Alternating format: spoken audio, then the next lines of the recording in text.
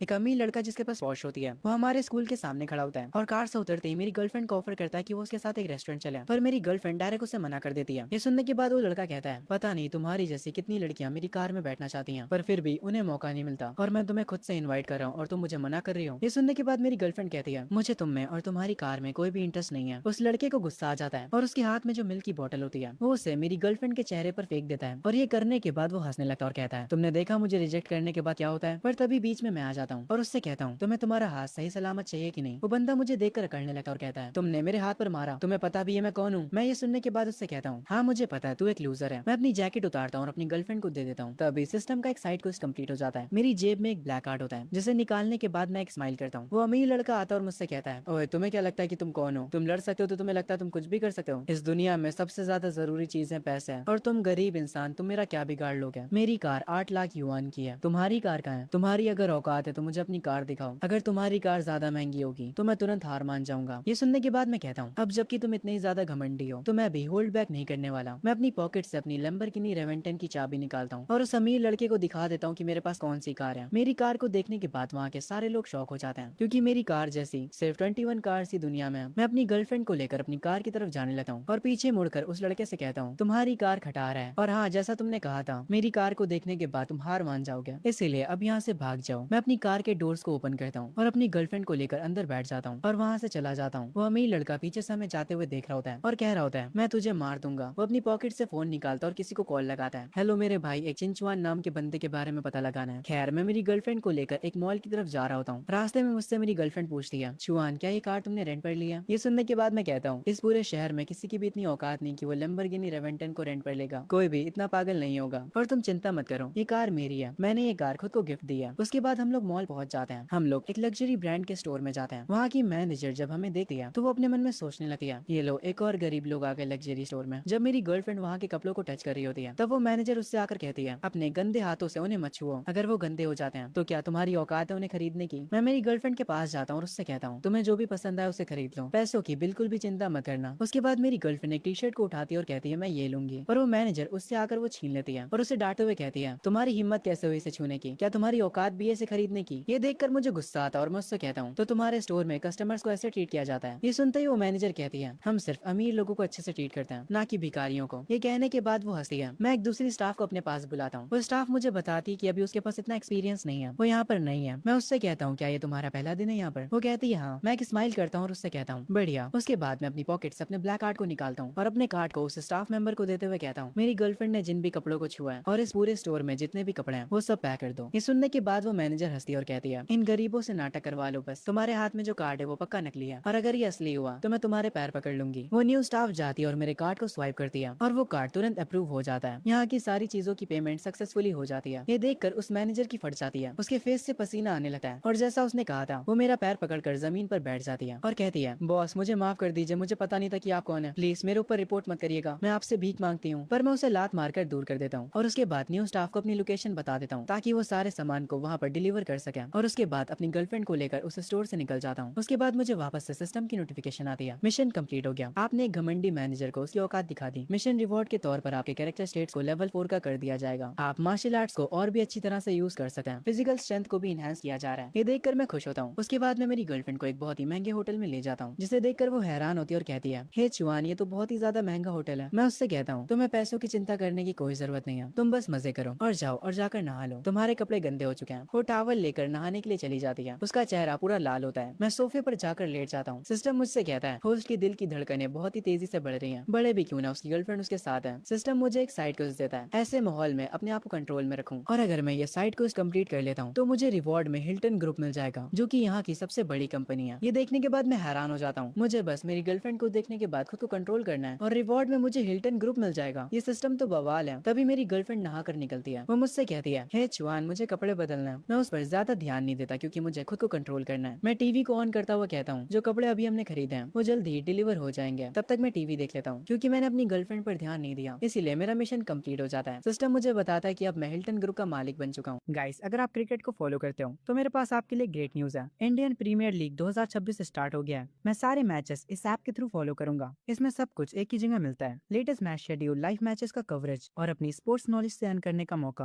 और आईपीएल के स्टार्ट के लिए इस टीम ने कुछ अमेजिंग गिफ्ट्स प्रिपेयर प्रिपेयर किए हैं। पूरे टूर्नामेंट के दौरान कैश प्राइजेस और एप्पल टेक के गिव अवेज होंगे, एक परफेक्ट चांस अपना फोन अपग्रेड करने का। और यही नहीं, आईपीएल के दौरान सभी नए प्लेयर्स को उनके पहले 4 डिपॉजिट पर बोनस मिलेगा। पहली बार ऐसा हो रहा है और अभी आप मैक्सिमम 70,000 रुपीज तक का बोनस ले सकते हो प्रोमो कोड 7SRSX के साथ। कमेंट में दिए गए लिंक को फॉलो करो, वेबसाइट पर अपडेट्स चेक करते रहो और अपना गेमिंग बैंक अभी से रेडी करो।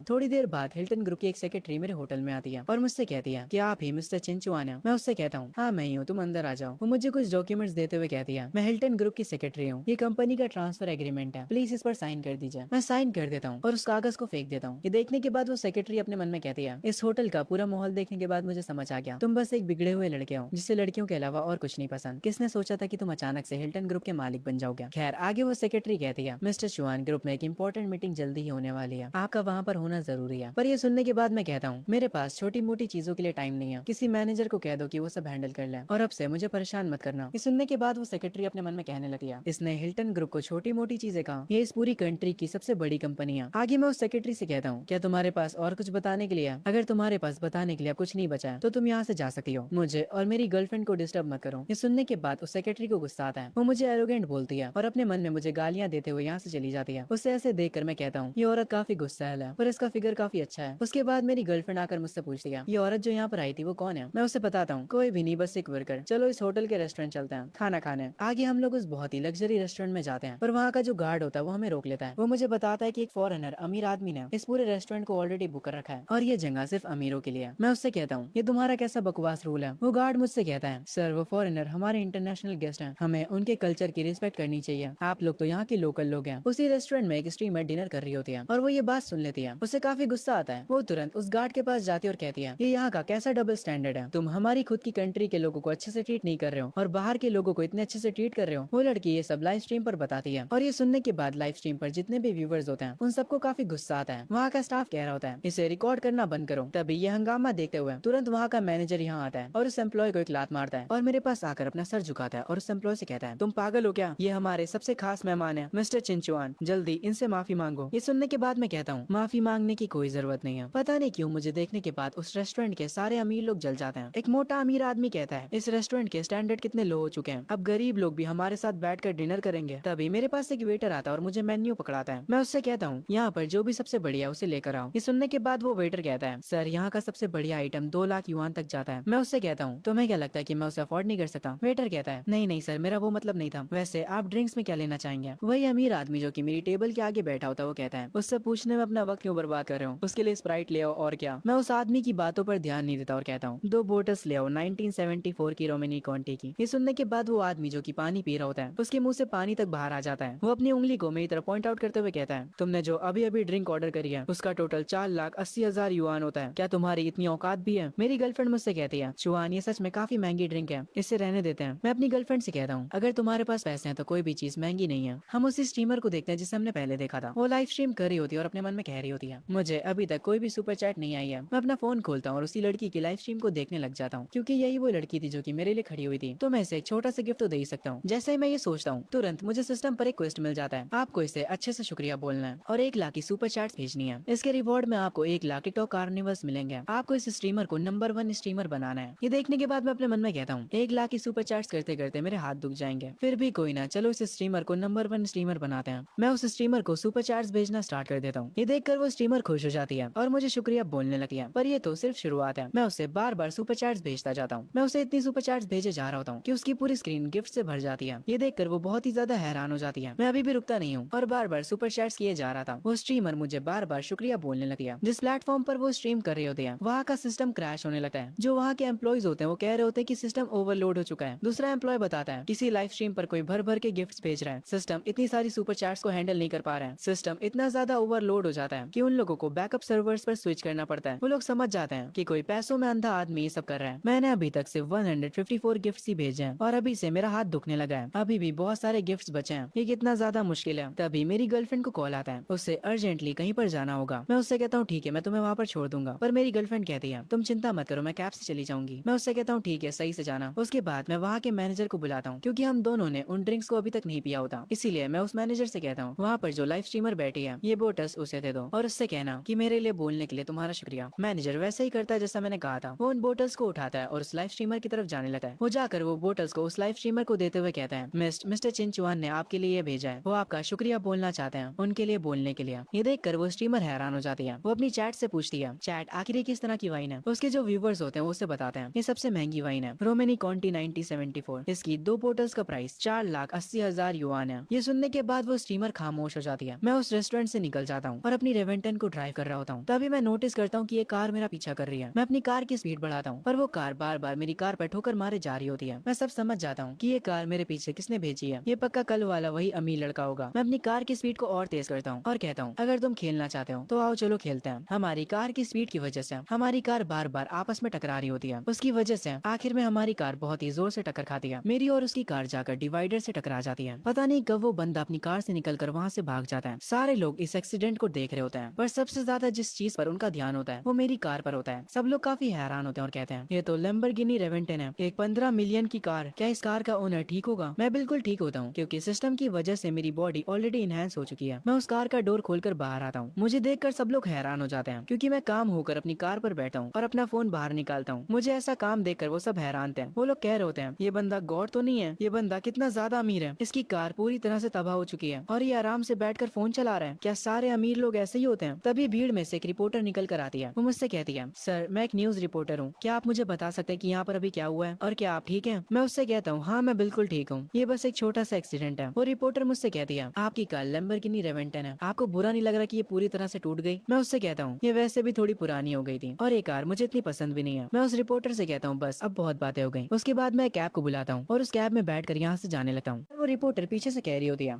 अभी इंटरव्यू खत्म नहीं हुआ है सर। वो तुरंत मेरी कैब के पीछे भागती है पर उसका पैर टकरा जाता है जिसकी वजह से उसके घुटने पर चोट लग जाती है। पर वो फिर भी नहीं रुकती। वो तुरंत एक टैक्सी को बुलाती है और उसमें बैठ जाती है। वो उस टैक्सी से मेरी कैब का पीछा करने के लिए कहती है। जो कैब होती है वो मेरे घर पर आकर रुकती है। मैं अपने गेट पर अपना फेस दिखाता हूँ। उसके तुरंत बाद वो गेट खुल जाता है। मेरे पीछे एक टैक्सी भी आई होती है पर मेरे घर का जो गार्ड होता है वो उसे रोक देता है। वो कहता है कि अंदर जाना मना है। पर वो रिपोर्टर कहती है, मैं मिस्टर चिंचुआन की फ्रेंड हूँ और मेरा उनसे मिलना बहुत ही जरूरी है। वो गार्ड मुझे कॉल करता है और मुझसे कहता है, सर एक लड़की आई जो कि खुद को आपका दोस्त बता रही है, क्या हम उसे अंदर जाने दें? मैं अपने घर में बैठा सीसीटीवी कैमरा से उस लड़की को देखता हूँ और उसे पहचान जाता हूँ। मैं गार्ड से कहता हूँ, ठीक है उसे अंदर आने दो। जब वो मेरे विला में एंटर करती है तो वो लड़की हैरान हो जाती है मेरे आलीशान विला को देखकर। वो मेरे पास आती है और मुझसे कहती है, आपका पीछा करते करते मेरे पैर में चोट लग गई, असल में मैं आपका इंटरव्यू लेना चाहती हूँ। मैं उसके पास आता हूँ और नीचे बैठकर उसके पैरों को देखने लगता हूँ। पैरों को देखने का तरीका थोड़ा अजीब है पर ठीक है कोई ना।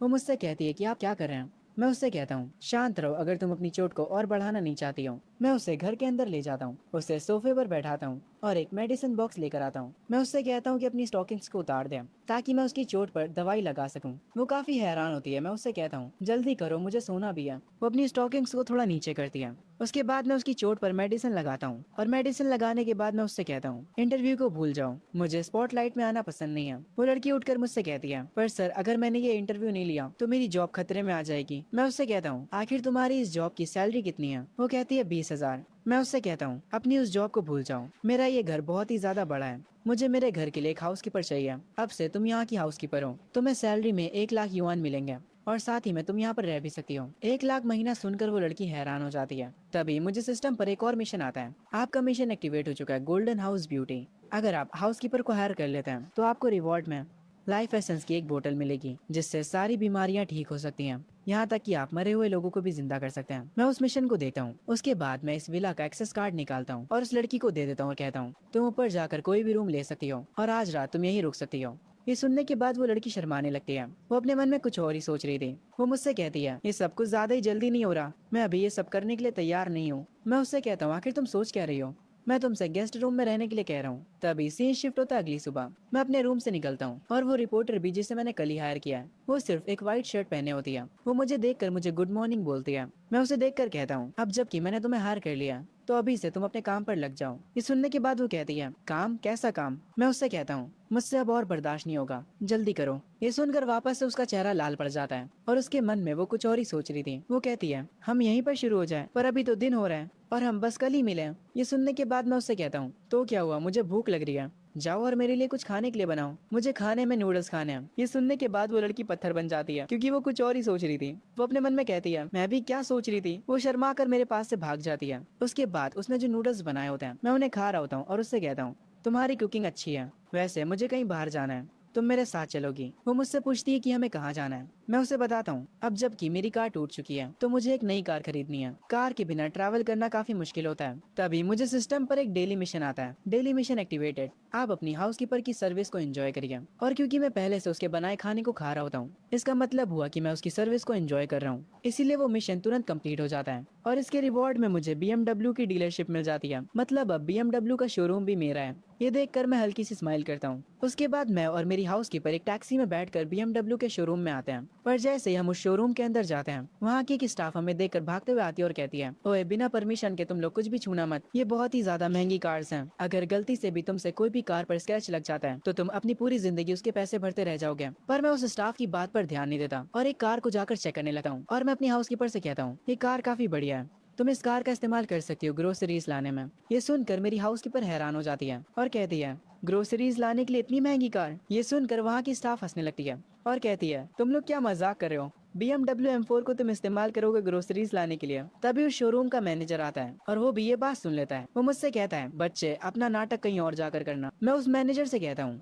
ये डीलरशिप मेरी है तो तुम मुझसे कैसे बात कर रहे हो। ये सुनकर वहाँ का मैनेजर हंसने लगता है और कहता है अगर तुम यहाँ के बॉस हुए तो मैं अपने घुटनों पर आकर तुम्हें अपना दादाजी कहूंगा। और वो चिल्लाते हुए सिक्योरिटीज को बुलाते हुए कहता है इसे उठाओ और बाहर फेंक दो। सिक्योरिटी गार्ड मेरे और मेरी हाउसकीपर के पास आने लगता है। वो मैनेजर कह रहा होता है इन्हें जल्दी से उठाकर बाहर फेंक दो। उसके साथ वाली स्टाफ कहती है एक तो ये गरीब लोग अमीर होने का नाटक करते हैं, क्या इन लोगों को समझ नहीं आता कि ये लोग गरीब हैं। मेरी हाउसकीपर मुझसे कहती है बॉस अब हम क्या करेंगे। मैं उससे कहता हूँ बस थोड़ा सा इंतजार करो। तभी यहाँ पर एक कार आती है और इस शोरूम का बॉस भागते हुए उस कार से निकल कर आता है। वो अपने एम्प्लॉय से कहता है तुम लोग ये यहाँ पर क्या कर रहे हो। मैनेजर बॉस को देखकर कहता है बॉस आखिर आप यहाँ पर क्या कर रहे हैं। असल में यहाँ पर दो गरीब लोग आए हैं इसीलिए हम बस उन्हें भगा रहे हैं। ये सुनने के बाद वहाँ का बॉस गुस्सा हो जाता है और एक जोर का चाटा उस मैनेजर को मारता है, जो देखकर वो मैनेजर हैरान हो जाता है। वो बॉस से कहता है बॉस आखिर आपने मुझे क्यों मारा। वहाँ का बॉस तुरंत आकर मेरे कदमों में बैठ जाता है और मुझसे कहता है यंग मास्टर चिंचुआन मुझे माफ कर दीजिए, मुझे आने में काफी देर हो गई। मैं ही इस शोरूम का पुराना मालिक हूँ, सारे पेपर वर्क कम्प्लीट हो चुके हैं, अब से ये डीलरशिप आपकी है। मैं उससे कहता हूँ तो यहाँ के मालिक तुम थे। खैर जैसे ही मैनेजर ये सारी चीजें सुनता है उसके चेहरे से पसीना छूटने लगता है। मेरी हाउसकीपर कह रही होती है मेरे बॉस ने यहाँ की डीलरशिप ही खरीद ली। वहाँ का जो पुराना बॉस होता है वो वहाँ के स्टाफ पर चिल्लाता है। मैनेजर तुरंत अपने घुटनों पर आ जाता है। पुराना बॉस चिल्लाते हुए कहता है ये पूरी डीलरशिप मिस्टर चिंचुआन की है और तुमने उनसे बदतमीजी से बात की। वो मैनेजर अपनी गलती की माफी मांग रहा होता है। मैं हंसते हुए इससे कहता हूँ ओए तुमने तो कहा था कि तुम अपने घुटनों पर बैठकर मुझे दादाजी बोलोगे। वो मैनेजर अपने घुटनों पर बैठकर कहता है दादाजी प्लीज मुझे माफ कर दीजिए, मुझे नहीं पता था कि आप कौन हैं। और वो जो स्टाफ लेडी होती है वो भी मुझसे माफी मांगने लगती है। मैं उनसे कहता हूँ मेरा कोई भी इरादा नहीं है तुम दोनों को माफ करने का। उसके बाद मैं वहाँ के पुराने बॉस से कहता हूँ ये दोनों अब मुझे यहाँ पर दिखाई नहीं देने चाहिए, इन्हें नौकरी से निकाल दो। वो लोग रोते हुए अभी भी माफी मांग रहे होते हैं। वहाँ का पुराना बॉस कहता है जैसा आप कहे यंग मास्टर, मैं इन्हें तुरंत नौकरी से निकाल देता हूँ और इन्हें ब्लैक लिस्ट भी कर देता हूँ। इन दोनों को अब कहीं भी काम नहीं मिलेगा। सिक्योरिटी उन दोनों को उठाकर बाहर फेंकने के लिए ले जा रही होती है। वो लोग अभी भी मुझे दादाजी बुला रहे होते हैं और मुझसे माफी मांग रहे होते हैं। जो कार मैंने पसंद करी थी उस कार की चाबी मैं पुराने बॉस से ले लेता हूँ और उससे अपनी हाउसकीपर को दे देता हूँ और उससे कहता हूँ ये लो तुम्हारी ग्रोसरी कार। वैसे मुझे भी एक कार चाहिए ताकि मैं अपने स्कूल जा सकूँ। वहाँ का बॉस मुझे कार्स दिखाने लगता और कहता है यंग मास्टर हमारे पास BMW A8 पड़ी है, क्या आप उसे देखना चाहेंगे। मेरी हाउसकीपर अभी भी शौक में होती है कि सिर्फ ग्रोसरीज खरीदने के लिए मैंने उसे इतनी महंगी कार दिला दी। खैर आगे मैं उस BMW A8 को परचेज कर लेता हूँ और अपने स्कूल के लिए निकल जाता हूँ। तभी सिस्टम से मुझे एक मिशन मिलता है, मुझे 30 मिनट के अंदर स्कूल पहुँचना है और इसके रिवॉर्ड में मुझे एक प्राइवेट जेट मिलेगा। यार ये कितना खतरनाक सिस्टम है, छोटे छोटे मिशन के बदले इतने महंगे रिवॉर्ड्स। खैर मैं इस रिवॉर्ड को देखकर थोड़ा खुश हो जाता हूँ। तभी एक अमीर लड़का अपनी कार को लेकर मेरे क्लोज आता है। वो मुझसे कहता है ओए तेरी कार काफी बढ़िया है, मेरी कार के साथ रेस लगाना चाहेगा। जो भी हारेगा वो जीतने वाले को डैड बुलाएगा। मैं उस लड़के से कहता हूँ मेरे पास बच्चों वाला गेम खेलने के लिए टाइम नहीं है। वो लड़का मेरे से आगे निकल जाता है। खैर मैं 30 मिनट के अंदर अपने स्कूल पहुंच जाता हूँ, इसीलिए सिस्टम का मिशन कंप्लीट हो जाता है। सिस्टम मुझे बताता है कि इंटरनेशनल एयरपोर्ट पर मेरा प्राइवेट जेट खड़ा है। मैं ये देखकर स्माइल करता हूँ, पर तभी मैं देखता हूँ जो लड़का मुझे रास्ते में मिला था वो स्कूल के पार्किंग गार्ड को परेशान कर रहा होता है। वो लड़का उस पार्किंग गार्ड को लात भी मारता है।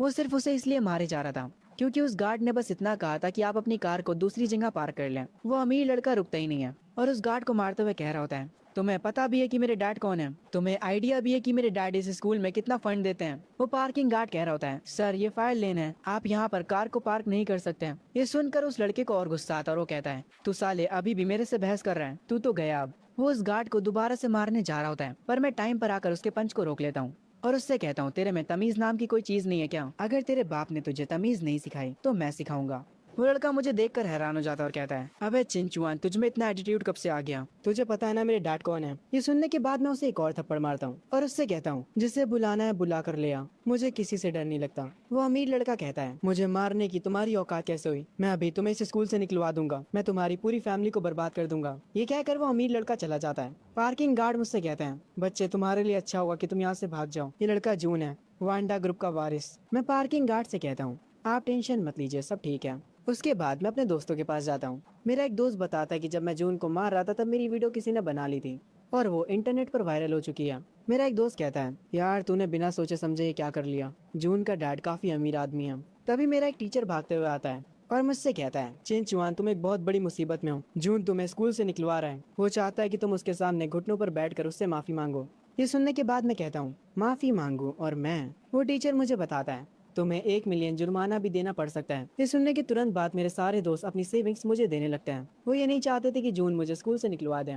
मैं उन सबका शुक्रिया बोलता हूँ, पर उनसे ये भी कहता हूँ कि मैं गलत नहीं हूँ। टीचर मुझे बताता है, जून के डैड असल में स्कूल को 50 मिलियन का डोनेशन देने वाले थे, इसीलिए स्कूल जून के डैड की बात नहीं टालेगा, स्कूल तुम्हें निकाल सकता है। सेम शिफ्ट होता है प्रिंसिपल ऑफिस में। एक स्टूडेंट प्रिंसिपल को बताता है, प्रिंसिपल मिस्टर ली आ चुके हैं और उनके साथ बहुत सारे बॉडीगार्ड्स भी आए हुए हैं। प्रिंसिपल कहते हैं, मिस्टर ली को अकेला अंदर भेजो। मिस्टर ली गुस्से में अंदर आते हैं और प्रिंसिपल पर चिल्लाते हुए कहते हैं, मैं स्कूल में इतना डोनेशन देता हूँ पर फिर भी मेरे लड़के को यहाँ पर मारा जा रहा है। जून भी अपने डैड के साथ आया होता है और वो प्रिंसिपल को अपनी कंडीशन दिखाने लगता है। जून के डैड कहते हैं, मैं कुछ भी सुनना नहीं चाहता, उस लड़के को तुरंत स्कूल से निकाल दो, वरना जो मैं 50 मिलियन का डोनेशन देने वाला हूँ वो मैं नहीं दूंगा। वहाँ पर खड़ा एक स्टूडेंट कहता है, प्रिंसिपल सर हमें लैब के लिए पैसे चाहिए, आप चिंचुआन को स्कूल से निकाल दीजिए। तभी मैं प्रिंसिपल ऑफिस में एंट्री मारता हूँ और आते ही कहता हूँ, तुम सब तो ऐसे चिल्ला रहे हो जैसे सब्जी मंडी में आए हो। जून अपने डैड से कहता है, डैड ये वही लड़का है। जून का डैड कहता है, मैं सिर्फ एक कॉल करूंगा और तेरी जिंदगी बर्बाद हो जाएगी। ये सुनने के बाद मैं कहता हूँ, हाँ तो करना कॉल, तुझे रोका किसने? मेरा प्रिंसिपल मुझे माफी मांगने के लिए कहता है, पर मैं माफी क्यों मांगू? मैं एक चेयर पर बैठकर कहता हूँ, तुम सारे के सारे लोग पागल हो, मैं तुम्हें एक आखिरी मौका देता हूँ। तुम्हारे बेटे ने जिस गार्ड को मारा था वो उससे माफी मांगे और साथ में उसे 1 मिलियन का कंपनसेशन दे, और अगर तुम लोग ये नहीं करते हो तो मैं तुम्हारी पूरी फैमिली को बर्बाद कर दूंगा। मैं टाइमर स्टार्ट कर रहा हूँ, तुम्हारे पास बस 1 मिनट है। ये सुनने के बाद जून और उसके डैड हंसते हैं। वो लोग इस बात पर चिंचुआन का काफी मजाक बनाते हैं। जब ये लोग मेरा मजाक बना रहे होते हैं तब मैं अपनी घड़ी को वापस से चेक करता हूँ और उनसे कहता हूँ, अब सिर्फ 40 सेकंड्स बचे हैं। जून के डैड कहते हैं, ठीक है अब मैं तुझे बर्बाद कर दूंगा। वो एक कॉल लगाते हैं उस क्लोथ फैक्ट्री में जहाँ पर मेरे पेरेंट्स काम करते हैं। वो उन्हें वहाँ पर जॉब से निकलवाने की धमकी देते हैं। वो आदमी वहाँ के ओनर से बात करता है और मेरे मॉम डैड का नाम लेता है और कहता है कि उन्हें काम पर से निकाल दें। कॉल पर जो पर्सन होता है वो कहता है, ठीक है मिस्टर ली, काम हो जाएगा। जून के डैड कॉल काट देते हैं और कहते हैं, इसको कहते हैं असली पावर। मैं उनसे कहता हूँ, तुम्हारा टाइम खत्म हो चुका है। मैं चेयर से उठता हूँ और जून के डैड जिस कंपनी के वाइस प्रेसिडेंट थे वहाँ कॉल लगाता हूँ और उनसे कहता हूँ, इस ली गैंग को अभी के अभी नौकरी से निकाल दो। ये कहकर मैं कॉल काट देता हूँ। जून के डैड को अभी भी ये सब मजाक लग रहा होता है, उन्हें लगता है कि मैं एक्टिंग कर रहा हूँ। मैं उनका ये रिएक्शन देखकर स्माइल करता हूँ। तभी जून के डैड के फोन पर कॉल आता है। वो उस कॉल को जैसे ही पिकअप करते हैं वहाँ के प्रेसिडेंट बताते हैं कि हमने आपको नौकरी से निकाल दिया है। ये सुनते ही जून के डैड के हाथों से फोन गिर जाता है। तभी प्रिंसिपल न्यूज को चेक करते हैं और एक आर्टिकल बाहर आता है। वांडा ग्रुप ने ऑफिशियली पोस्ट करा होता है कि उन लोगों ने ली गैंग को अपनी कंपनी से निकाल दिया है। इस टाइम पर जून के डैड के पसीने छूट रहे होते हैं। जून अपने डैड से पूछता है, डैड आखिर हो क्या रहा है? प्रिंसिपल उस आर्टिकल को पढ़कर काफी हैरान हो जाते हैं। जून अपने डैड से कहता है, डैड क्या आप ठीक हैं? आखिर प्रेसिडेंट ने क्या कहा ऐसा? जून के डैड कहते हैं, हमारा खेल खत्म हो चुका है, हमसे सारे शेयर्स छीन लिए गए हैं। ये सुनने के बाद जून को अपने कानों पर विश्वास नहीं होता। आखिर एक गरीब लड़का ऐसा कैसे कर सकता है? जून के डैड जून को थोड़ा पीटते हैं और कहते हैं, तू चुप कर दे, सब तेरी वजह से हुआ है। उसके बाद वो तुरंत अपने घुटनों पर गिर जाते हैं। वो मेरा पैर पकड़कर माफी मांगने लगते हैं। वो बहुत ही बुरी तरह से रो रहे होते हैं, पर मैं उन्हें एक लात मारता हूँ और खुद से दूर कर देता हूँ और कहता हूँ, यहाँ से निकल जाओ। वो अपना फोन उठाते हैं और कहते हैं, मेरे पास अभी भी बैकअप प्लान है, मेरे बैंक्स में अच्छी खासी सेविंग्स पड़ी हैं, मेरे पास अभी भी बहुत सारा पैसा है। तभी जून के डैड को बैंक से कॉल आती है, आपके सारे अकाउंट्स को फ्रीज कर दिया गया है। ये सुनकर वो और शॉक हो जाते हैं। वो अपने घुटनों पर वापस से बैठ जाते हैं। उनके लिए अब सब कुछ खत्म हो चुका है। कुछ ही देर में पुलिस आती है और जून और उसके डैड को पकड़ कर ले जाती है। जून चिल्ला रहा होता है, ये नहीं हो सकता, मुझे छोड़ दो, मुझे जाने दो। पर प्रिंसिपल काफी उदास लग रहे होते हैं और उसके बाद वो मुझसे जाने के लिए कहते हैं। मैं प्रिंसिपल से पूछता हूँ कि आखिरकार आप क्यों परेशान हैं। वो मुझे बताते हैं कि जून के डैड 50 मिलियन स्कूल को देने वाले थे, पर अब ऐसा नहीं हो सकता। ये सुनने के बाद मैं कहता हूँ वो बस 50 मिलियन ही तो देने वाले थे, इसमें इतनी उदास होने वाली क्या बात है। आप मुझे अपना अकाउंट नंबर दीजिए। प्रिंसिपल ये सुनकर थोड़ा हैरान होते हैं, पर वो मुझे अपना अकाउंट नंबर दे देते हैं। उनका अकाउंट नंबर लेने के बाद मैं 100 मिलियन उन्हें ट्रांसफर कर देता हूँ। प्रिंसिपल ये देखकर हैरान हो जाते हैं। मैं प्रिंसिपल ऑफिस से निकलते हुए कहता हूँ, अगली बार किसी अमीर आदमी को किसी गरीब को परेशान करने मत दीजिएगा। प्रिंसिपल मेरी ये बात ध्यान से सुनते हैं। जब मैं प्रिंसिपल ऑफिस से बाहर निकलता हूँ और कैंपस में चल रहा होता हूँ, तभी मुझे सिस्टम की नोटिफिकेशन आती है, कांग्रेचुलेशन, मिशन कंप्लीट हो चुका है। रिवॉर्ड के तौर पर आपको मिलती है लेवल 1 की मेडिकल मास्टरी। जैसे ये रिवॉर्ड मुझे मिलता है, मेरे दिमाग में मुझे मेडिकल फील्ड से रिलेटेड सब कुछ समझ आने लगता है। मैं दिन ब दिन और ज्यादा ओपी होता जा रहा हूँ। खैर, तभी मैं देखता हूँ आगे एक जगह पर काफी ज्यादा भीड़ जमा होती है। मैं तुरंत वहाँ पर जाता हूँ और देखता हूँ कि एक बूढ़ा आदमी वहाँ पर बेहोश हो चुका होता है। उसकी पोती उसके पास बैठकर रो रही होती है। उसके बॉडीगार्ड्स उस बूढ़े आदमी को उठाने के लिए आते हैं, पर मैं उनसे कहता हूँ इन्हें यहाँ से अभी मत हिलाना, वरना ये मर भी सकते हैं। ये सुनने के बाद उनकी पोती कहती है, क्या तुम कोई डॉक्टर हो? मैं उससे कहता हूँ, हाँ तुम ऐसा कह सकती हो। असल में तुम्हारे दादा मार्शल आर्ट्स की ट्रेनिंग कर रहे थे, इसीलिए इनको की डेविएशन हो चुका है। इनका एनर्जी फ्लो पूरी तरह से उथल पुथल हो चुका है। अगर तुम अभी इन्हें मूव करते हो तो इनकी सारी वेन्स ब्रेक हो जाएंगी। एक बॉडीगार्ड कहता है, आखिर ये बंदा आया कहाँ से? ओए तू ज्यादा बकवास मत कर, जल्दी एम्बुलेंस यहाँ पर आ जाएगी। ये सुनने के बाद मैं उस बॉडीगार्ड से कहता हूँ, हाँ जब तक एम्बुलेंस आएगी तब तक ये निपट चुके होंगे। उस बॉडीगार्ड को ये सुनकर गुस्सा आता है। मैं अपनी पॉकेट से एक मेडिसिन निकालता हूँ और उन लोगों को साइड हटने के लिए कहता हूँ, पर उनकी पोती मुझसे लड़ने लग जाती है, जिसकी वजह से वो मेडिसिन जमीन पर गिर जाती है और जिस बोतल में वो होती है वो बोतल टूट जाती है। पर क्योंकि ये मेडिसिन मुझे सिस्टम ने दी थी, इसीलिए ये मेडिसिन डायरेक्ट उसके ग्रैंडपा के मुंह में चली जाती है। ये देखकर उनकी पोती डर जाती है और कहती है, तुमने पक्का उन्हें कोई जहर दिया है, मैं अभी तुरंत पुलिस को बुला रही हूँ। पर उसके थोड़ी ही देर में ग्रैंडपा को होश आ जाता है। वो जैसे ही उठते हैं वो तुरंत सिचुएशन को समझ जाते हैं। वो अपनी पोती से कहते हैं, इस लड़के ने मेरी जान बचाई है, तुम इससे बदतमीजी से बात नहीं कर सकती। उसके बाद वो ग्रैंडपा मेरा शुक्रिया अदा करता है। वो मुझे अपना नाम बताता है। उनका नाम कोंगफू होता है। मैं कहता हूँ मेरा नाम चिंचुआन है। उसके बाद उनकी पोती मुझसे माफी मांगती है। वो ग्रैंडपा कहते हैं, तुम्हारी मेडिसिन सच में मैजिकल है, मेरी क्रॉनिक इलनेस तुरंत ही गायब हो गई। मैं उनसे कहता हूँ, उस मेडिसिन से आपकी जान तो बच गई, पर फिर भी आपको डॉक्टर को दिखाना होगा। वो ग्रैंडपा मुझसे कहते हैं, मिस्टर चीन प्लीज मुझे बचा लीजिए, कॉन्ग फैमिली आपको इसके बदले अच्छा रिवॉर्ड देगी। मैं उनसे कहता हूँ ये मेरे मूड पर डिपेंड करता है और उनसे उनका नंबर मांगता हूँ। अगर मैं फ्री हूँगा तो मैं ये काम कर दूंगा। ये कहकर मैं वहाँ से चला जाता हूँ। जब मैं आगे चलते हुए जा रहा होता हूँ, मुझे सिस्टम का नोटिफिकेशन आता है, कांग्रेचुलेशन, मिशन कंप्लीट हो गया, आपने एक पर्सन की जिंदगी बचाई है। इसके रिवॉर्ड में आपको इस शहर का सबसे ज्यादा पॉपुलर नाइट क्लब दिया जा रहा है। ये देखते ही मैं कहता हूँ, ये क्या सिस्टम है यार, अब इसने मुझे एक क्लब का मालिक बना दिया। क्या ये सिस्टम मुझे प्लेबॉय बनाना चाहता है? तभी यहाँ पर भागते हुए मेरी गर्लफ्रेंड आती है और आते ही मुझे गले लगा लेती है। उसकी आंखों से आंसू निकल रहे होते हैं। मैं उससे पूछता हूँ कि वो रो क्यों रही है। वो मुझे बताती है, मैं काफी डरी हुई हूँ, मैंने सुना है कि तुम लीजून के साथ एक प्रॉब्लम में फंस गए हो और यहाँ तक कि उसके डैड ने भी तुम्हें धमकी दी है। मैं अपनी गर्लफ्रेंड के हेड को पेट करता हूँ और उससे कहता हूँ, तुम परेशान मत हो, मैंने सब कुछ हैंडल कर लिया है। तभी यहाँ पर मेरी गर्लफ्रेंड की एक दोस्त आती है और मेरी गर्लफ्रेंड से कहती है, तो क्या ये है तुम्हारा बॉयफ्रेंड? मेरी गर्लफ्रेंड मुझे अपनी उस दोस्त से इंट्रोड्यूस करती है। उसकी दोस्त का ध्यान डायरेक्ट मेरे जूतों की तरफ जाता है, जो कि थोड़े गंदे होते हैं। वो लड़की मुझसे कहती है, मैंने सुना है कि तुम दोनों के पेरेंट्स ही क्लोथ फैक्ट्रीज में काम करते हैं। मैं कहता हूँ, हाँ तुमने सही सुना है। वो लड़की अपने मन में कहती है, मुझे पता था कि ये एक गरीब लड़का है। आगे वो मुझसे कहती है, कल मेरी बर्थडे पार्टी है, तुम दोनों साथ में जरूर आना। मैं उससे पूछता हूँ कि हमें कहाँ आना है। वो लड़की कहती है, स्टारबक्स, एक ऐसी जगह जो तुम लोग अफोर्ड नहीं कर सकते हैं। मेरी गर्लफ्रेंड मेरी तरफ देखती है। मैं उससे कहता हूँ, हाँ ठीक है मैं चलूंगा तुम्हारे साथ। पर असल में वो लड़की अपने मन में सोच रही होती है, मेरा बॉयफ्रेंड तुम्हारे बॉयफ्रेंड को उसकी औकात दिखा देगा और तुम्हें पता चल जाएगा कि मेरा बॉयफ्रेंड कितना अमीर है और तुम्हारा कितना गरीब। उसके बाद मैं अपने दोस्तों के पास जाता हूँ। मुझे देखकर सब लोग मेरे पास आते हैं और मुझसे पूछने लगते हैं कि क्या मैं ठीक हूँ। मेरे दोस्त कह रहे होते हैं, तुम्हें टेंशन लेने की जरूरत नहीं है, अगर कुछ होता है तो हम तुम्हारे साथ हैं। मैं उनसे कहता हूँ, कोई दिक्कत की बात नहीं है भाइयों, सब ठीक है। ये सुनने के बाद मेरा एक दोस्त कहता है, सब ठीक है, क्या तुम सच कह रहे हो? खैर अगर तुम ठीक हो तो हमें कोई दिक्कत नहीं है, चलो, क्योंकि आज सब कुछ सही गया इसीलिए आज का डिनर मैं कराऊंगा। जैसा मेरे दोस्त ने कहा था, रात में हम सारे दोस्त मिलकर डिनर करने जाते हैं। हम सब वहाँ पर काफी एंजॉय करते हैं। हमारी ये एंजॉयमेंट सिर्फ वहीं तक नहीं रहती। उसके बाद हम सारे लोग एक साथ साइकिल चलाते हुए आगे जाने लगते हैं। हम सारे दोस्त ऐसे ही मजे कर रहे होते हैं, पर तभी हमारे एक दोस्त की साइकिल के ब्रेक्स फेल हो जाते हैं और वो सीधा जाकर एक कार में टकरा जाता है। कार का ओनर बाहर निकलता है और वो काफी ज्यादा गुस्से में होता है। वो मेरे दोस्तों को गालियां देने लगता है, जबकि मेरे दोस्त उससे माफी भी मांगते हैं। वो लोग उस आदमी से कहते हैं कि उसका जो नुकसान हुआ है वो उसे भरने के लिए तैयार है, पर वो आदमी मेरे दोस्तों का मजाक उड़ाने लगता है और उनसे कहता है कि इस कार को रिपेयर कराने की उनकी औकात नहीं है। वो उनसे 6 लाख युआन की डिमांड करता है, वरना वो कहता है कि वो उन्हें नहीं जाने देगा। ये सुनकर मेरा वो दोस्त कहता है 6 लाख युआन में तो सेकंड हैंड कार आ जाएगी, पर वो बंदा कहता है मेरी कार लग्जरी है, मैं नहीं जानता, मुझे पैसे चाहिए। वो मेरे दोस्तों से काफी ज्यादा पैसों की डिमांड करने लगता है। फिर वो आदमी किसी को कॉल लगाता है और उसे यहाँ पर बुलाता है। कुछ देर बाद वो आदमी आ जाता है। वो बंदा काफी ज्यादा तगड़ा होता है। वो आते ही मेरे दोस्तों से और पैसों की डिमांड करने लगता है। वो उनसे 8 लाख युआन मांगता है। मेरा एक दोस्त कहता है कि तुम हमसे जबरदस्ती पैसे नहीं ले सकते हो, पर वो मोटा आदमी मेरे दोस्त को लात मारता है और उसे जमीन पर गिरा देता है। मैं तुरंत मेरे दोस्त के पास आता हूँ।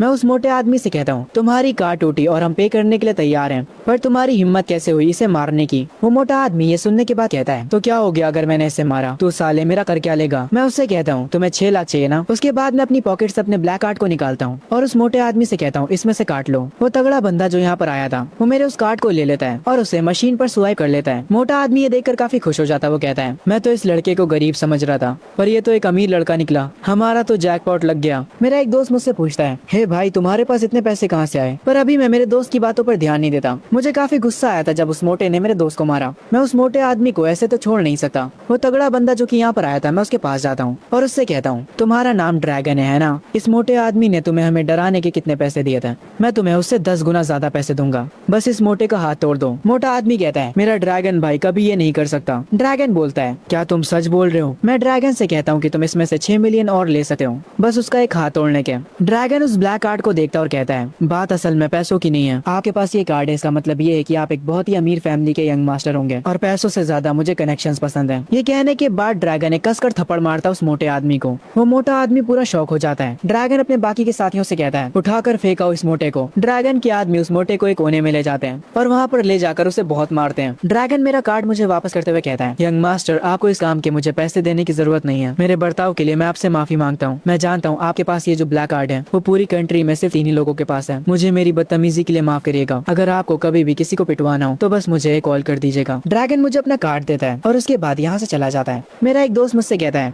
मुझे सच बताओ मेरे भाई, तुम एक बहुत ही अमीर इंसान हो पर गरीब होने का नाटक कर रहे थे ताकि हमारी लॉयल्टी टेस्ट कर सको। मैं उनसे कहता हूँ क्या तुम लोग यकीन करोगे अगर मैं कहूँ कि मैं एक लॉटरी जीत गया हूँ। मेरा एक दोस्त कहता है अगर तुम कहोगे कि एलियंस होते हैं मैं तो तुम्हारी उस बात पर भी यकीन कर लूंगा। खैर सीन शिफ्ट होता है। मैं अपनी गर्लफ्रेंड को लेकर आया होता हूँ एक कार खरीदने के लिए। हमारे चारों तरफ लग्जरी कार्स होती हैं। तभी वहाँ की एक स्टाफ आती है, वो हमें ग्रीट करती है। वो हमसे पूछती है कि क्या हमारे पास अपॉइंटमेंट है। मैं उससे कहता हूँ नहीं हमारे पास नहीं है। वो कहती है दिक्कत की कोई बात नहीं है, मैं अभी आपको रजिस्टर कर देती हूँ। मैं उससे कहता हूँ ठीक है। उसके बाद वो मुझे कार्स दिखाना शुरू करती है। वो हमें जो कार दिखा रही होती है उसका प्राइस होता है 2.4 मिलियन। वो हमें बताती है कि इस कार का स्टाइल और इसकी परफॉर्मेंस दोनों ही बढ़िया है। मैं अपनी गर्लफ्रेंड से पूछता हूँ कि उसे यहाँ पर कौन सी कार अच्छी लग रही है। मेरी गर्लफ्रेंड कहती है अगर सच बोलूं तो यहाँ पर कोई भी कार इतनी ज्यादा अच्छी नहीं लग रही। तभी मेरी गर्लफ्रेंड को एक कार पसंद आ जाती है। वो मुझे जल्दी से उस कार के पास ले जाती है। वो मुझसे कहती है कि उसे ये कार अच्छी लग रही है। आगे वो कहती है तुम पर ये कार बहुत सूट करेगी। वहाँ की एम्प्लॉय आकर बताती है ये ला फरारी है, ये एक टॉप लिमिटेड एडिशन है। मैं उस एम्प्लॉय से पूछता हूँ इस कार का प्राइस क्या है। वो मुझे बताती है स्टार्टिंग प्राइस तो 25 मिलियन है, सारे टैक्स मिलाकर आपको ये 50 मिलियन की मिलेगी। मैं उससे कहता हूँ ठीक है मुझे यही कार चाहिए। ये सुनकर वो एम्प्लॉय शॉक होती है और कहती है सर क्या आप सच कह रहे हैं। मैं उससे कहता हूँ हाँ मेरे लिए एक ऑर्डर कर दो। उस एम्प्लॉय को यकीन नहीं होता। वो कहती है पहले मुझे आपका बैंक बैलेंस देखना होगा। मैं कहता हूँ ठीक है और उसे मेरा ब्लैक कार्ड निकाल के दे देता हूँ। वो ब्लैक कार्ड को देखते ही समझ जाती है कि उसे बैंक बैलेंस चेक करने की कोई भी जरूरत नहीं है। मैं उससे कहता हूँ अब तो मैं इसे ले सकता हूँ है ना। वो कहती है जी सर बिल्कुल। तभी शोरूम का मैनेजर आ जाता है। वो कहता है यहाँ पर चल क्या रहा है। वो एम्प्लॉय वहाँ के मैनेजर को बताती है कि मैं ला फरारी खरीदना चाहता हूँ। वो ये भी कहती है मैंने ऑलरेडी इनका बैंक बैलेंस चेक कर लिया है, ये एक बिलियनर है। ये सुनते ही वहाँ का मैनेजर अपने घुटनों पर स्लाइड करता हुआ मेरे पास आता है। वो कहता है मैं यहाँ का मैनेजर हूँ, आपसे मिलकर खुशी हुई सर। मैं उस मैनेजर से कहता हूँ बातें बंद करो, मेरे इस कार्ड को स्वाइप करो और उस कार को मेरे घर पर डिलीवर करो। आगे वो मैनेजर खड़ा होता है और मुझसे कहता है मिस्टर चुआन आपके पास पैसे तो हैं, फरारी खरीदने के कुछ रूल्स हैं। ला फरारी को खरीदने के लिए आप एक VIP होने चाहिए। आपके पास कम से कम फरारी की 5 कार्स होनी चाहिए, उसके बाद आप ला फरारी को खरीद पाएंगे। ये सुनने के बाद मेरी गर्लफ्रेंड कहती है अरे कोई बात नहीं चुआन हम रहने देते हैं। ये सुनने के बाद मैं कहता हूँ मुझे 5 फरारी और चाहिए होंगी। मैनेजर कहता है हाँ आपने सही कहा। ये सुनते ही मैं एक के बाद एक कार पर पॉइंट आउट करते हुए कहता हूँ ठीक है मेरे लिए ये वाली कार भी कर दो और ये वाली भी और साथ में ये वाली भी और पीछे जो 2 कार्स हैं मुझे वो भी चाहिए। ये लो मैंने टोटल 5 कारें सेलेक्ट कर ली। अब मेरे कार्ड को स्वाइप करो और जल्दी से पेमेंट कंप्लीट करो, इसके बाद तो मैं ला फरारी ले सकता हूँ है ना। ये सुनने के बाद वहाँ की एम्प्लॉय और वहाँ के मैनेजर दोनों का मुंह खुला का खुला रह जाता है। वो बहुत ही ज्यादा शॉक हो जाते हैं। मैं उनसे कहता हूँ जल्दी पेमेंट करो यार। वहाँ की एम्प्लॉय अपने मन में सोच रही होती है ये कोई आम अमीर इंसान नहीं है बल्कि ये बंदा गॉड ऑफ वेल्थ है। मैनेजर चिल्लाते हुए वहाँ की एम्प्लॉय से कहता है शाओ शाओ जल्दी से जाकर पेपर वर्क हैंडल करो। वहाँ की एम्प्लॉय मुझसे कुछ ज्यादा इंप्रेस हो जाती है। वो मेरे पास आकर कहती है सर क्या आप मुझे वीचैट पर ऐड करना चाहेंगे। ऑफ कोर्स मैं वीचैट पर आपसे कार के बारे में बात करूंगी पर आप मुझे कभी भी मैसेज कर सकते हैं। मैं उससे कहता हूँ नहीं मुझे इसकी कोई नीड नहीं है। ये सुनकर वो एम्प्लॉय थोड़ा गुस्सा होती है। खैर आगे आकर मैनेजर मुझे बताता है यंग मास्टर कार्स को डिलीवर होने में थोड़ा टाइम लगेगा। सारी कार्स की डिलीवरी करने में हमें अराउंड 3 महीने लग सकते हैं। ये सुनने के बाद मैं कहता हूँ मुझे आज कहीं जाना था, बिना कार के मैं वहाँ कैसे जाऊँगा। तभी वहाँ की एम्प्लॉय मुझसे कहती है आप मेरी मर्सिडीज ले जा सकते हैं। मैं उसकी उस मर्सिडीज को ले लेता हूँ और मेरी गर्लफ्रेंड की फ्रेंड की जहाँ पर बर्थडे पार्टी थी मैं उसे वहाँ पर लेकर आ जाता हूँ। जब मैं अपनी कार को बाहर पार्क करता हूँ तो अंदर से मेरी गर्लफ्रेंड की फ्रेंड उस कार को देखती है और उसका बॉयफ्रेंड भी। मेरी गर्लफ्रेंड की फ्रेंड कहती है ये तो मर्सिडीज सी क्लास में आया है, बेचारी मेरी दोस्त का बॉयफ्रेंड कितना गरीब है। ये सुनकर उस लड़की का बॉयफ्रेंड हंसता है और कहता है ऐसा मत कहो बेबी, एक गरीब स्टूडेंट के लिए मर्सिडीज सी क्लास को रेंट करना काफी बड़ी बात है। तभी हम लोग उस कैफे के अंदर आ जाते हैं। मेरी गर्लफ्रेंड की दोस्त मुझसे पूछती है मैंने सुना था कि तुम लोग कार शॉपिंग के लिए गए हो, तो तुमने वहाँ पर जाकर कौन सी साइकिल पसंद की। मेरी गर्लफ्रेंड मुस्कुराते हुए कहती है हमने फेरारी खरीदी है। उसकी फ्रेंड का जो बॉयफ्रेंड होता है ये सुनकर वो कहता है हाँ तुमने फरारी का टॉय मॉडल खरीदा है। मेरी गर्लफ्रेंड कहती है मैं सच बोल रही हूँ, चुआन ने ला फरारी खरीदी है। ये सुनकर वो बंदा हंसने लगता है और एक चश्मे वाला बंदा कहता है तुम्हें पता भी है ला फरारी खरीदने के कुछ रूल्स हैं, उसके लिए तुम्हारे पास 5 फरारी ऑलरेडी होनी चाहिए, क्या तुम्हारे पास वो हैं। ये सुनकर मैं कहता हूँ हमारे पास थी नहीं, इसीलिए हमने 5 फरारी खरीद ली। ये सुनकर वो लोग हंसने लगते हैं। उन लोगों को ये सारी बातें मजाक लग रही होती हैं। मेरी गर्लफ्रेंड की फ्रेंड उससे कहती है शायान क्या तुम्हारा बॉयफ्रेंड पागल हो चुका है। ये सुनकर मेरी गर्लफ्रेंड थोड़ा उदास हो जाती है। तभी वो बंदा अपनी गर्लफ्रेंड को बर्थडे गिफ्ट देता है। वो उससे कहता है हैप्पी बर्थडे चियान, ये है तुम्हारा बर्थडे गिफ्ट लेटेस्ट एलवी का बैग। अपना बर्थडे गिफ्ट देकर चियान काफी खुश हो जाती है। उसका बॉयफ्रेंड मुझसे कहता है अरे हमारे टाइकून चुआन जिसने अभी अभी 6 फरारी खरीदी हैं, वो चियान को बर्थडे पर क्या गिफ्ट देने वाला है। ये सुनकर मैं कहता हूँ मैंने पहले तो कुछ प्लान नहीं किया था कि मैं क्या गिफ्ट दूंगा, पर क्योंकि मैंने अभी अभी 5 फरारी खरीदी हैं ताकि मैं ला फरारी को खरीद सकूं, इसीलिए उन 5 फरारी में से एक मैं तुम्हें दे दूंगा। ये सुनने के बाद चियान कहती है कौन सी फरारी। मैं उसे वो सारे मॉडल्स बताता हूँ जो मैंने खरीदे हैं और उससे कहता हूँ जब कार की डिलीवरी हो जाएगी तब तुम्हें जो पसंद हो वो ले लेना। ये सुनने के बाद चियान कहती है तुम अब कुछ ज्यादा ही लंबी फेंक रहे हो। उसका बॉयफ्रेंड ये सुनकर हंसने लगता है और उसके साथ वाले बाकी लोग भी। एक लड़का मुझसे कहता है हे चुआन क्या तुम्हें फरारी का प्राइस भी पता है। मेरी गर्लफ्रेंड मुझसे कहती है इन लोगों की बातों पर ध्यान मत दो। खैर चियान का बॉयफ्रेंड कहता है अब मेन पार्टी का टाइम हो चुका है, हम सारे लोग मिक्स जा रहे हैं। ये सुनकर चियान काफी खुश हो जाती है क्योंकि मिक्स इस शहर का सबसे बड़ा क्लब है और इन लोगों को अभी ये बात नहीं पता ये क्लब किसी और का नहीं बल्कि हमारे मेन कैरेक्टर का है। खैर चियान का बॉयफ्रेंड कहता है ऑफ कोर्स तुम्हारे बर्थडे पर हम काफी एंजॉय करने वाले हैं। चियान का बॉयफ्रेंड अभी भी मेरा मजाक उड़ाता है। खैर उसके बाद हम सब निकल जाते हैं क्लब के लिए। जब चियान का बॉयफ्रेंड क्लब के सामने अपनी कार को पार्क कर रहा होता है तभी वहाँ का सिक्योरिटी गार्ड आकर उसे बताता है आप इतनी सस्ती कार को क्लब के बाहर खड़ा नहीं कर सकते हैं। चियान का बॉयफ्रेंड कहता है पर मेरी कार जी वैगन है। सिक्योरिटी गार्ड कहता है सर एक बार बाकी की कार्स को तो देखिए, आपकी जी वैगन उनके आगे कुछ भी नहीं है। चियान का बॉयफ्रेंड भी समझ जाता है कि उसकी औकात कितनी है। वो चुपचाप अपनी कार को लेकर बेसमेंट की तरफ निकल जाता है। तभी मैं जाकर फ्रंट पर अपनी कार पार्क करने लगता हूँ। वो सिक्योरिटी गार्ड मेरे पास भी आता है और मुझे रूल्स बताने लगता है। मैं उससे कहता हूँ यहाँ पर जगह खाली है इसलिए मैं यहाँ पर पार्क कर रहा हूँ, आखिर दिक्कत क्या है, ये पूरा क्लब वैसे भी मेरा है। ये सुनकर वो सिक्योरिटी गार्ड कहता है ओए तुम ये क्या बोल रहे हो, मैं तुम्हें पहले ही बता देता हूँ कि यहाँ पर सिर्फ अमीर लोग आते हैं। मैं उस गार्ड से कहता हूँ मेरे से बहस करना बंद कर, मैं अपनी कार को यहीं पर पार्क करूंगा, जाओ और जाकर अपने मैनेजर को यहाँ पर लेकर आओ, उससे कहना कि चिंचुआन आया है। वो गार्ड ये सुनने के बाद मैनेजर को कॉल करता है। पहले तो मैनेजर काफी एटीट्यूड में बोलता है क्या काम है जो मुझे कॉल किया। तभी गार्ड बताता है सर यहाँ पर एक कस्टमर आए जिनका नाम चिंचुआन है और वो आपसे मिलना चाहते हैं। ये सुनते ही वो मैनेजर भागते हुए अपने कैबिन से निकलता है और जल्दी से मेरे पास आता है। वो मुझसे आकर कहता है मिस्टर चिंचुआन मेरा नाम शाओडाई है, आपको मुझे पहले ही बता देना चाहिए था कि आप आने वाले हैं। ये सुनकर मैं उससे कहता हूँ क्या अब मैं अपनी हर बात तुझे बताऊंगा। वो मैनेजर गार्ड को डांटने लगता है और कहता है तुम आखिर इनसे कैसे बात कर रहे थे, ये यहाँ के बॉस हैं। मैं उस मैनेजर से कहता हूँ अगर तुम्हारी बातें खत्म हो गई हो तो यहाँ पर आकर मेरी कार को पार्क करो। मैनेजर कहता है अभी आए सर। आगे वो मेरी कार को उस पार्किंग स्पॉट पर पार्क कर देता है और मेरे पास आकर कहता है बॉस मैंने आपकी कार को पार्क कर दिया है, मैं आपके लिए अभी वीआईपी रूम को तैयार करवाता हूँ। मैनेजर को ऐसा करता देख वहाँ के बाकी के सारे कस्टमर शॉक हो जाते हैं। तभी चियान और उसका बॉयफ्रेंड बेसमेंट में कार पार्क करके बाहर आ जाते हैं और कह रहे होते हैं सस्ती कार्स को हम फ्रंट पर खड़ा नहीं कर सकते। मैं उन्हें कहता हूँ पर जरा देखो तो मेरी मर्सिडीज तो डोर के सामने खड़ी है। ये देखने के बाद चियान कहती है आखिर उन लोगों ने तुम्हें वहाँ पर कार पार्क कैसे करने दी। मेरी गर्लफ्रेंड कहती है मैंने तुमसे कहा तो कि चियान यहाँ का ओनर है, ये सुनकर चियान का बॉयफ्रेंड वापस से हंसने लगता है। मेरी गर्लफ्रेंड वापस से थोड़ा निराश हो जाती है। उसका बॉयफ्रेंड कहता है, अरे चियान, कुछ दिन बाद तो तू बोलेगा कि तू यहाँ का प्रेसिडेंट है। सब लोग हंसने लगते हैं। तभी चियान का बॉयफ्रेंड अपने एक जानने वाले बंदे से जाकर बात करता है और उससे पूछता है, ब्रदर ली, क्या मेरा टेबल रेडी है? मेरे सारे दोस्त यहाँ आ चुके हैं। पर ब्रदर ली कहता है, आज कोई भी टेबल नहीं बचा। चियान का बॉयफ्रेंड कहता है, पर मैंने तो 2 दिन पहले बुकिंग करी थी ना, तो मेरा टेबल कहाँ गया? वो बंदा कहता है, किसी ने तुम्हारे टेबल के लिए 1 लाख युआन एक्स्ट्रा दे दिया, इसीलिए हमने उसे वो टेबल दे दिया। वैसे भी उस पर्सन के आगे तुम्हारी कोई औकात नहीं थी। क्या तुम खर्चा कर सकते हो 1 लाख युआन? ये सुनने के बाद चियान का बॉयफ्रेंड कहता है, 1 लाख? 50,000 खर्चा करने में ही मेरा दिल दुखने लगता है। पर फिर भी वो उससे कहता है, प्लीज ब्रदरली, हमारे लिए कुछ तो जुगाड़ कर दो, वरना मेरी नाक कट जाएगी। ब्रदरली कहता है, कुछ बाहर सीट्स खाली पड़ी है, तुम उन्हें ले सकते हो, और अब यहाँ से जाओ, मेरे पास और भी कस्टमर्स हैं हैंडल करने के लिए। तुम्हारा शुक्रिया ब्रदरली। उसके बाद वो चियान के पास वापस आता और कहता है, एक बड़े आदमी ने हमसे हमारा टेबल ले लिया है। उसने 2 लाख युआन एक्स्ट्रा देकर वो टेबल ले लिया।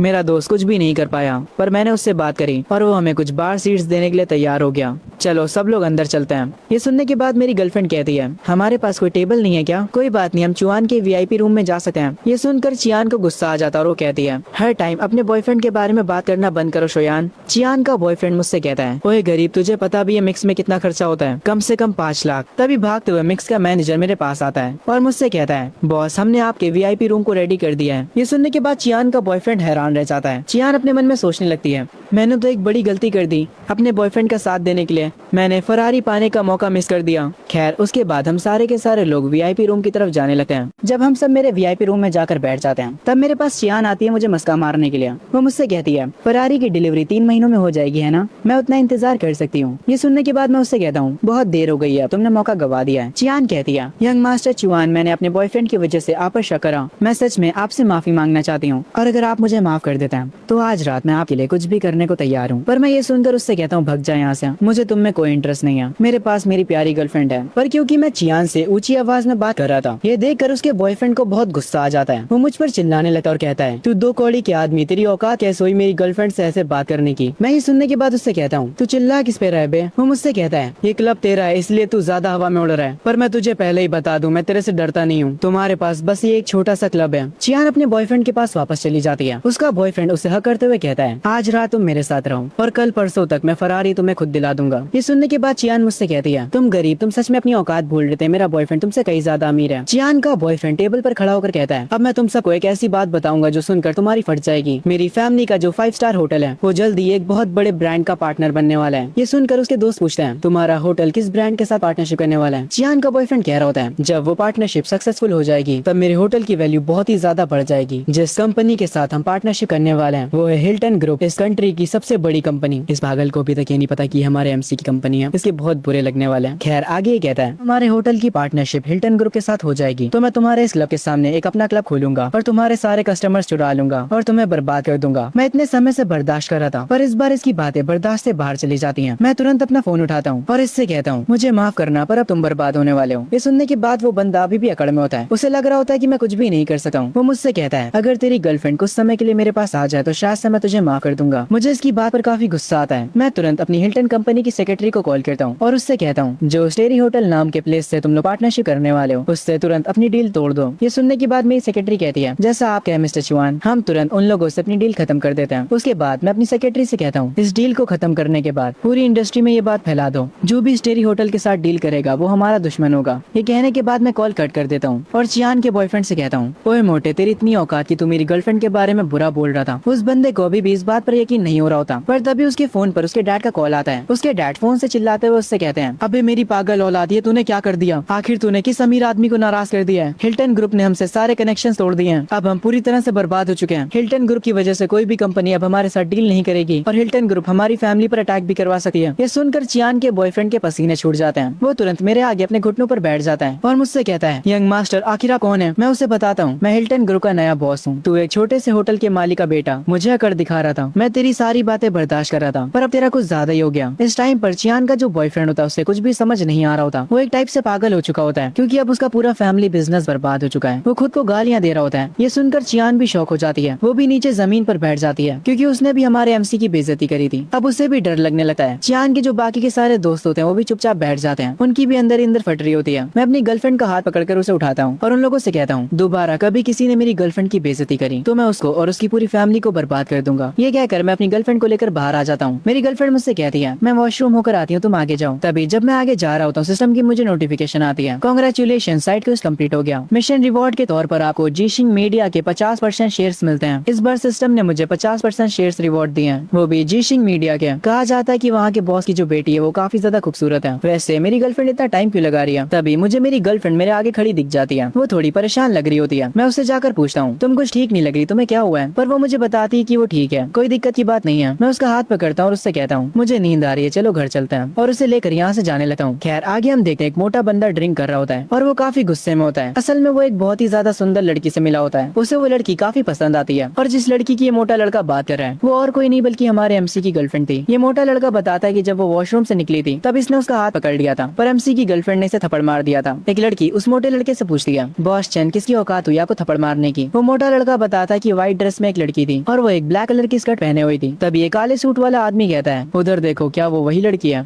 हम देखते हैं वो काले सूट वाला आदमी एमसी की गर्लफ्रेंड पर इशारा करता है। वो मोटा बंदा उसे देखकर कहता है हाँ ये वही है। और उस लड़की को एमसी के साथ देखने के बाद वो मोटा लड़का कहता है ये लड़की मुझसे शरीफ होने का नाटक कर रही थी, पर अब जरा इसे देखो ये एक लड़के के साथ कहीं जा रही है। वो काले सूट वाला आदमी अपने बंदों से कहता है मेरे छोटे भाई को वो लड़की पसंद आई है, ओए कुछ लौंडे लेकर जा और उस लड़की को यहाँ पर लेकर आ। मोटा लड़का ये सुनकर कहता है अरे मेरे भाई ये आइडिया सही नहीं होगा, हम अभी अपने शहर में नहीं है। पर वो काले सूट वाला आदमी कहता है मेरे होते हुए तुम्हें डरने की कोई जरूरत नहीं है, या फिर तुम्हें लगता है कि मैं ये सब संभाल नहीं सकता? वो मोटा आदमी कहता है नहीं नहीं भाई मुझे आप पर पूरा भरोसा है। वो काले सूट वाला आदमी एमसी की गर्लफ्रेंड को लेने के लिए कुछ लौंडे भेज देता है। मैं जो जस्ट अभी अपनी कार में बैठा होता हूँ इस बात से अनजान कि कुछ लोग मेरे पीछे आने वाले हैं। मैं जैसे ही कार को स्टार्ट करता हूँ मैं देखता हूँ मेरे सामने काफी सारे लड़के खड़े हैं। मेरी गर्लफ्रेंड उन लड़कों को देखकर कहती है क्या ये लड़के उस मोटे आदमी ने भेजे होंगे? मैं कहता हूँ तुम किस आदमी की बात कर रही हो? वो मुझे सब कुछ बता देती है और उसके बाद वो कहती है हमें पुलिस को कॉल करनी चाहिए। ये सुनकर मैं मेरी गर्लफ्रेंड से कहता हूँ तुम परेशान मत हो, मैं बाहर जाकर इन लोगों को संभालता हूँ। ये कहकर मैं उसके हेड को पेट करता हूँ, पर वो मुझे बाहर जाने से रोक रही होती है क्योंकि वो डरी हुई होती है कि मुझे कुछ होना जाए। पर मैं उससे कहता हूँ कोई दिक्कत की बात नहीं है, मैं सब संभाल लूंगा। ये कहकर मैं कार से बाहर निकलता हूँ और उन लड़कों से कहता हूँ आखिर तुम यहाँ पर क्या करने आए हो? उन लड़कों का बॉस बोलता है हमारे बॉस को तुम्हारी गर्लफ्रेंड चाहिए। मैं ये सुनकर कहता हूँ तुम्हारे बॉस से कह दो कि वो भाड़ में जाए। वो बंदा मुझसे कहता है हमारे बॉस कोई ऐसे पर्सन नहीं है जिनके साथ तुम पंगे ले सको। ये सुनकर मैं कहता हूँ हाँ हाँ बुला ले तेरे बॉस को, मैं भी देखता हूँ कौन है। ये सुनकर वो बंदा गुस्सा हो जाता है और वो सारे लड़कों को मेरे ऊपर अटैक करने के लिए भेज देता है। सब लोग मेरे पास मुझे मारने के लिए आते हैं, पर मैं कुछ सेकंड्स भी नहीं लगाता और एक एक करके उन सबको पेल देता हूँ। उनका बॉस ये देखकर हैरान हो जाता है। मैं उससे कहता हूँ जब बात मार्शल आर्ट्स की हो तो तुम मुझसे पंगा नहीं ले सका। ये सुनकर उस बंदे को गुस्सा आ जाता है और वो अपनी पावर्स को एक्टिवेट कर लेता है। वो मुझे बताता है कि वो क्लास 2 का मार्शल आर्ट आर्टिस्ट है और ये बंदा मुझे क्लास 1 का मार्शल आर्ट आर्टिस्ट समझ रहा है। ये पिटेगा मेरे से। खैर वो बंदा डायरेक्ट मुझ पर अटैक करने के लिए आगे बढ़ता है, पर उसका अटैक मुझे इतना ज्यादा स्लो लगता है कि मैं एक ही हाथ से उसके पंच को रोक लेता हूँ। वो ये देखकर शॉक हो जाता है, उसे लगता है कि मैं भी क्लास 2 का हूँ। उसके बाद वो कहता है कि अब वो अपनी फुल पावर का यूज करेगा। वो अपनी फुल पावर के पास मेरे पास आ रहा होता है। ये देखकर मैं अपने मन में कहता हूँ अगर तुम अपनी फुल पावर का इस्तेमाल कर रहे हो तो मैं भी होल्ड बैक नहीं करने वाला। इस बंदे को पता नहीं पर असल में मैं क्लास 4 का मार्शल आर्ट आर्टिस्ट हूँ और अब मैं क्लास 4 की फुल पावर का इस्तेमाल करूंगा। मैं एक बहुत ही जोर से किक उसको मारता हूँ। वो जाकर दूर गिरता है और वहाँ की जमीन में गड्ढा कर देता है। वो काफी जख्मी हो जाता है और मुझसे कहता है तुम क्लास 2 के मार्शल आर्ट आर्टिस्ट नहीं हो, तुमने मुझसे झूठ बोला। मैं उसके पास आकर कहता हूँ मैंने तो तुमसे कहा भी नहीं था कि मैं कौन सी क्लास पर हूँ। जैसे जैसे मैं उसके पास जा रहा था उस बंदे को अपनी और मेरी पावर के बीच का डिफरेंस नजर आने लगता है। वो समझ जाता है कि मेरे आगे उसकी कोई भी औकात नहीं है। तभी उस बंदे का बॉस आ जाता है और वो मुझे रुकने के लिए कहता है। वो मेरे पास आकर कहता है तुम लड़ तो सकते हो पर तुम्हें पता नहीं कि इस दुनिया में पैसा मैटर करता है। मुझे फर्क नहीं पड़ता कि तुम्हारे पास कितनी ताकत है, मैं बस एक कॉल करके तुम्हें तुम्हारी औकात दिखा दूंगा। मेरी एक कॉल से कल तक तुम जेल में हो गए। तुम्हारा खेल तो अब खत्म है बेटे। अगर तुम झुककर मुझसे माफी मांगते हो और अपनी गर्लफ्रेंड को मेरे साथ भेज देते हो तो शायद से मैं तुम्हें माफ कर दूं। मुझे इन लोगों की बातें अब काफी ज्यादा गुस्सा दिला रही होती हैं। जिस बंदे को मैंने कुछ टाइम पहले ही पीटा था वो उठकर कहता है बॉस एक बार आप इसकी गर्लफ्रेंड को ले जाइए, उसके बाद मैं भी इसको सबक सिखाऊंगा। मुझे इस जमीन पर पड़े बंदे की बात पर गुस्सा आ जाता है। मैं उसके मुंह पर एक खतरनाक लात मारता हूँ। ये देखकर उसका बॉस कहता है तुमने अब हद पार कर दिया। वो अपनी पॉकेट से अपना फोन निकालता और किसी को कॉल लगाता है। वो अपने कनेक्शन का इस्तेमाल करके पुलिस वाले को यहाँ पर बुलाता है और उसके बाद मुझसे कहता है अब तुम्हें कोई भी नहीं बचा सकता। कुछ ही देर में वो पुलिस वाला यहाँ पर आ जाता है। वो पुलिस वाला सिगरेट पीते हुए उस काले सूट वाले से कहता है तुम हर जगह परेशानी खड़ी करते हो यार, अब तुमने मुझे यहाँ पर क्यों बुलाया है? वो आदमी उस पुलिस वाले से कहता है मैं तो शांति से अपना काम कर रहा था पर एक लड़का मुझे मारने की धमकी दे रहा है। मैं उस पुलिस वाले से कहता हूँ क्या तुम इस काले सूट वाले की साइड हो? वो काले सूट वाला कहता है मैंने पहले ही कहा था कि अब तुम्हारा खेल खत्म है। वो पुलिस वाला मुझे पकड़ने ही वाला होता है पर तभी यहाँ पर एक और कार आती है और उस कार से निकलता है एक हेड डिपार्टमेंट का कैप्टन। वो मेरे पास आते हुए कहता है मिस्टर चौहान मुझे माफ करेगा मैं थोड़ा लेट हो गया। वैसे मिस्टर चौहान यहाँ पर हो क्या रहे हैं? उस कैप्टन को मुझसे बात करता देख उस पुलिस वाले की फट जाती है। वो कैप्टन भी उस पुलिस वाले को देख लेता है और उससे कहता है ओए तू यहाँ पर क्या कर रहा है? वो पुलिस वाला कहता है सर असल में मैं यहाँ पर एक केस को इन्वेस्टिगेट करने के लिए आया था। पर कैप्टन उसे एक थप्पड़ मारता और और उससे कहता है, बकवास करना बंद करो, मैंने तुम्हें मिस्टर चुआन से बदतमीजी करते हुए देखा। मैं तुम्हें पहले ही बता देता हूँ कि मिस्टर चुआन ओल्ड मास्टर के खास दोस्त हैं और वो पूरी कॉन्ग फैमिली के मेहमान हैं। ये सुनकर उस पुलिस वाले की फट जाती है और वो कहता है, क्या मैंने एक वीआईपी से दुश्मनी ले ली? कैप्टन बताते हैं, ओल्ड मास्टर आज एक गैदरिंग रख रहे हैं, उन्होंने मुझे मिस्टर चुआन को लेने के लिए भेजा है। कैप्टन मुझसे आकर कहता है, मिस्टर चुआन आपके हिसाब से हमें इन लोगों का क्या करना चाहिए जिन्होंने आपसे बदतमीजी करी है? मैं उससे कहता हूँ, ये लोग मुझे कभी दोबारा दिखाई नहीं देने चाहिए। कैप्टन पुलिस वाले से जाकर कुछ कहता है। कैप्टन जो भी कहता है वो पुलिस वाला अपने कैप्टन की बात मान लेता है। वो पुलिस वाला कहता है कि अब वो उस काले सूट वाले को छोड़ेगा नहीं। वो तुरंत उस काले सूट वाले आदमी को अरेस्ट कर लेता है। वो काले सूट वाला आदमी तुरंत एमसी से माफी मांगने लगता है, वो भी रोते हुए। वो कहता है, यंग मास्टर मुझे पता नहीं था कि मैं किससे भिड़ रहा हूँ, प्लीज मुझे माफ कर दीजिए। मैं पुलिस वाले से कहता हूँ, इसे कम से कम कितने सालों की सजा मिल सकती है? पुलिस वाला कहता है, इस आदमी के ऊपर पहले से काफी केसेस चल रहे हैं, तो कम से कम इसे उम्र कैद होगी। कैप्टन ये सब देखने के बाद कहता है, मिस्टर चुआन अब जब ये सारी चीजें कंप्लीट हो चुकी हैं, तो क्या आप मेरे साथ चलेंगे? मैं अपनी गर्लफ्रेंड के पास जाता हूँ और उससे हक करता हूँ और उससे कहता हूँ, तुम अपने घर जाओ और अपना ध्यान रखना।